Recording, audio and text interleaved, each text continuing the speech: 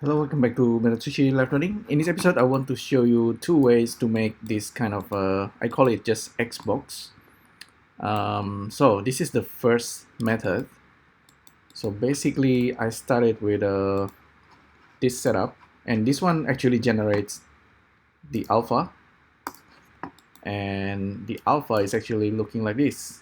And this is what I created using sverchok nodes. So I started with a plane.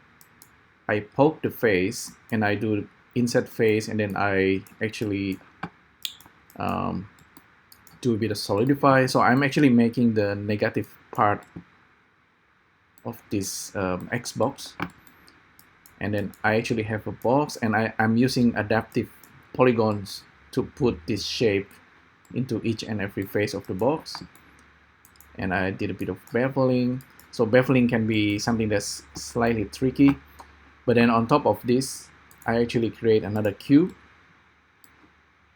and I do a bit of Boolean. So this is what I end up with. So this is one way to create it, and the result is actually quite nice. Even though Boolean can be something that's a little bit dirty in a way, but you can get nice result as long as you don't subdivide after you do this. The other method is similar. However, it's interesting because I'm getting a slightly different result. Maybe so I start with a box and I poke face. Again, I'm doing inset spatial, but I turn off the inner part. And I did a bit of beveling. Perhaps I should have done a bit of bevel here as well, but and then I solidify. This is much simpler, cleaner. However, it's still the same. If I do subdivision, it's there's slightly poke, a little bit of poking there. Maybe that can be fixed to get a nicer result. So this one is a little bit futuristic, I found. If you play around with the inset and the distance, also actually the poke actually has a lot of potential here. And you don't always need to start with a box. You can actually use maybe a different primitive. Okay, there's a lot here. Actually, diamond is actually a nice thing. Also, that diamond mesh. So this thing turns. It gives you a different topology. So suddenly everything looks slightly different.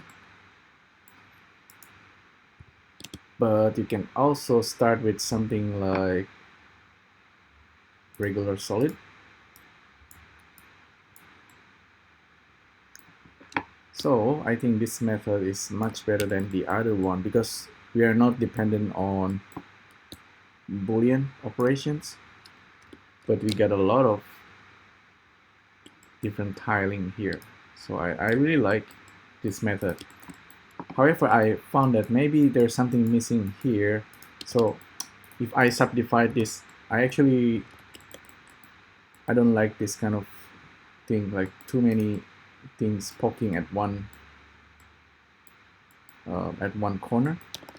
But I think it's kind of nice. So this is a recommended method. Also, but although the other method, if I save this a little bit, save this first, and the other method is actually easier for people to understand because it's actually doing a Boolean cut to make these shapes. And sometimes with a proper bevel, etc., things can look much nicer if you're actually doing it correctly. So I'm thinking like something like box cutter. If you're doing a clean cut booleans, you're gonna get a really nice result.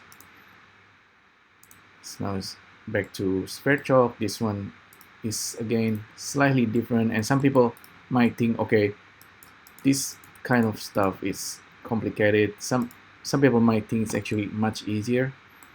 So anyway, that's a quick look at how two ways to create this kind of, I call it Xbox. Thanks again for tuning in. I'll see you next time. Thank you. Bye.